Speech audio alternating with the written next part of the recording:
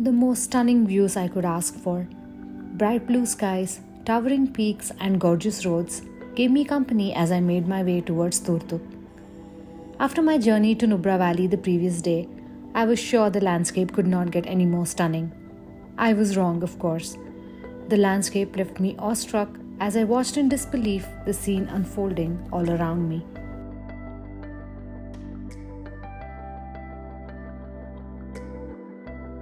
Turtuk was the main reason I had planned this entire trip to Ladakh. The first time I heard about Turtuk, I was intrigued. A place which was supposed to be different from the rest of Ladakh. A place where lush green fields are filled with apricot farms. And a place where time apparently seems to stand still. Turtuk sounded perfect. Turtuk is located by the Shyok River and is 90 kilometers from Diskit. Most people who visit Turtuk just come here for a day trip and head back. I'm staying for a couple of days and I've already been asked at least 5 times what I'm doing here for so long. I had absolutely no plans in my mind. I just wanted to soak in the slow vibes I had heard so much about. What's so great about Turtuk, you might wonder, and why must you visit? Well, apart from the fact that it is so stunning, Turtuk used to be a part of Pakistan until 1971. Until 1971, Turtuk was a part of Pakistan-occupied Kashmir, after which it became a part of India.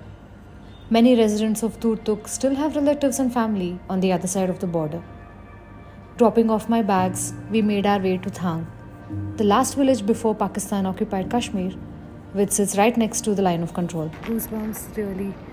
It's just... I'm speechless, I don't even know what to say. I'm just going to say surreal, like a lot of times, but it truly is. I cannot believe that I'm here solo. I spoke to a really sweet old man who told me about that fateful night when he was separated from his family. The night when Turtuk, along with Thang and another village, became a part of India.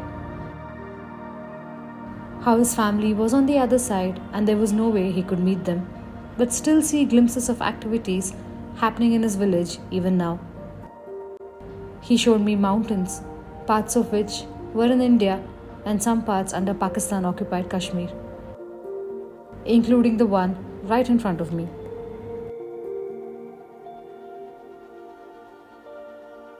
It's so surreal standing here, looking at the Pakistan village on the other side. I think this is the closest ever I'll get to Pakistan, and it's truly so...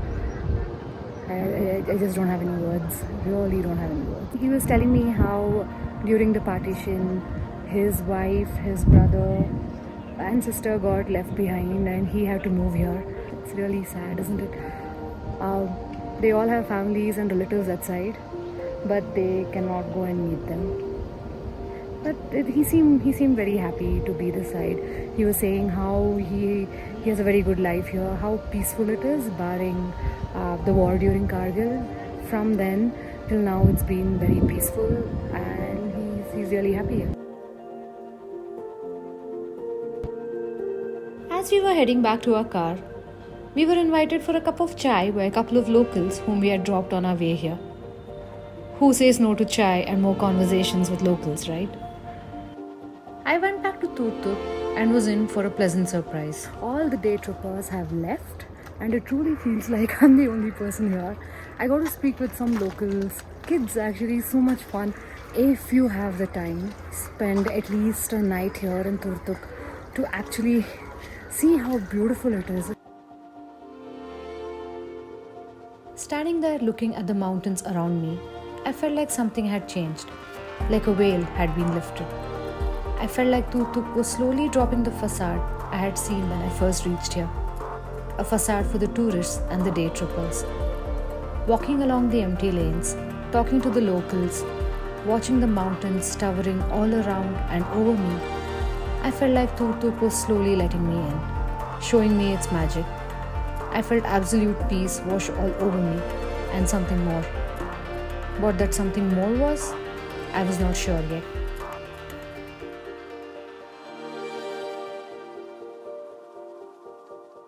Good morning. I woke up early this morning, at least early for me. to take a walk around the village.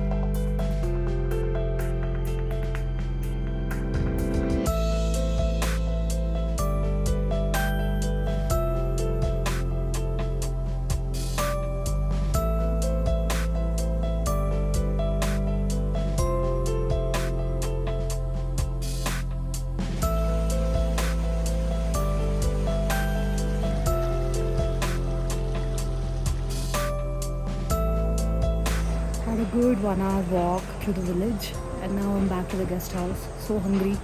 Gonna have some quick breakfast and then head to the monastery.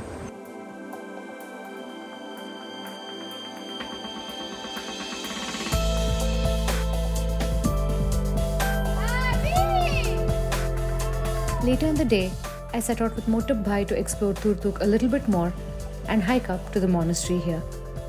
We made little stops along the way. I'm in the Balti Heritage House and Museum.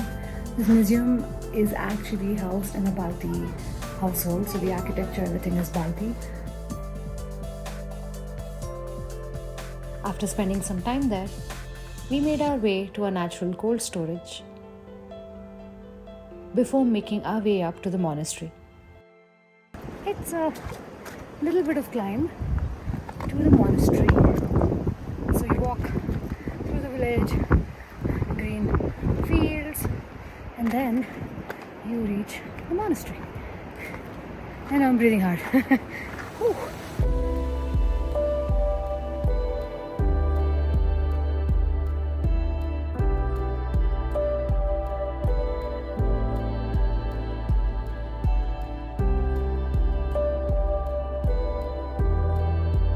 Even though the entire population of Turtuk is Muslim, there is a beautiful monastery here. A monastery made by the army, but taken care of by the people of Turtuk. Unsurprisingly, I was the only one there. The morning batch of tourists were yet to arrive.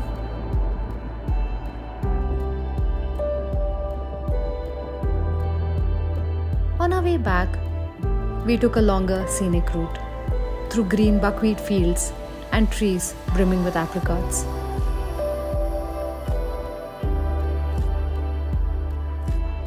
On my last evening here, I found myself back on the terrace again, pondering, wondering what made Turtuk so special. What was that something more that I had been feeling since the previous day? What made Turtuk such a magical place? Was it because I could immerse myself to some extent to the slowness of the place?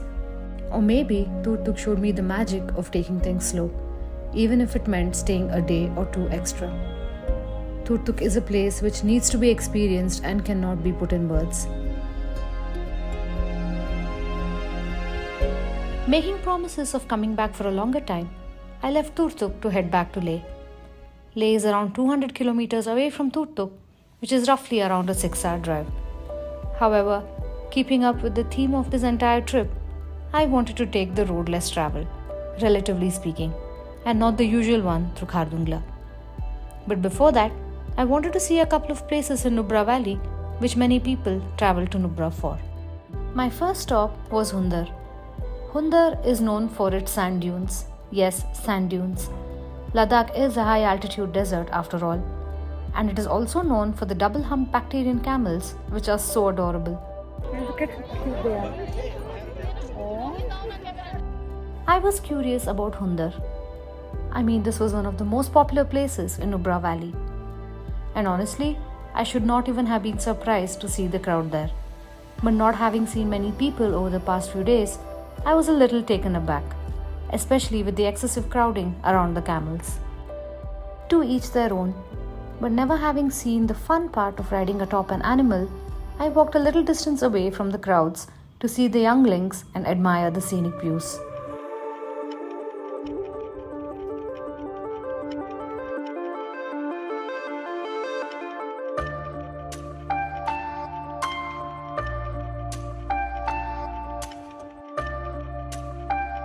But was it worth visiting? I'm sure I would not have missed much if I had skipped this place altogether. I'm still glad I made this journey to decide that part for myself. Diskit was next on my list. The Diskit Monastery is the oldest and the biggest monastery in Nubra Valley. Right below the monastery is the 106 foot tall Maitreya Buddha statue, which I wanted to see from up close.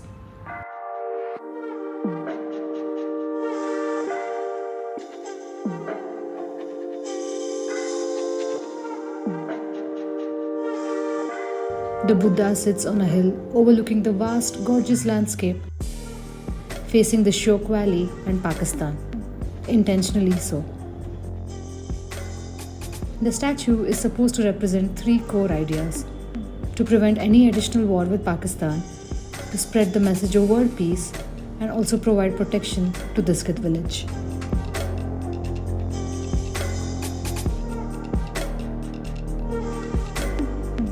And finally, I was now ready to head back to Leh, through the road less travelled, as I was saying before.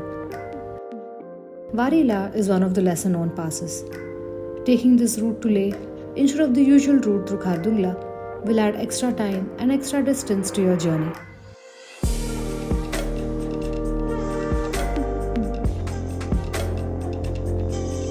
Wari was unlike any other landscape I had seen so far in my trip. Rolling green hills, yaks grazing in the distance, and the road sneaking along magnificent vistas. I was told that this route was also filled with wildflowers, which I had just missed by a week. Can you imagine how spectacular that would have been? And I'm back in Leh after that beautiful drive over Warila. If you do have the time, you must take that route, either on your way to Nubra Valley or on the way back. It's like slowly hitting me now that my trip is almost coming to an end. And what an epic trip it had been. My first solo trip. Exploring Ladakh in a way I wanted to. Only a few days back, I was worrying about how to go around Ladakh alone. It seemed like such a distant memory now, and so trivial. I felt like I was a different person, definitely different from the one who set out on this journey.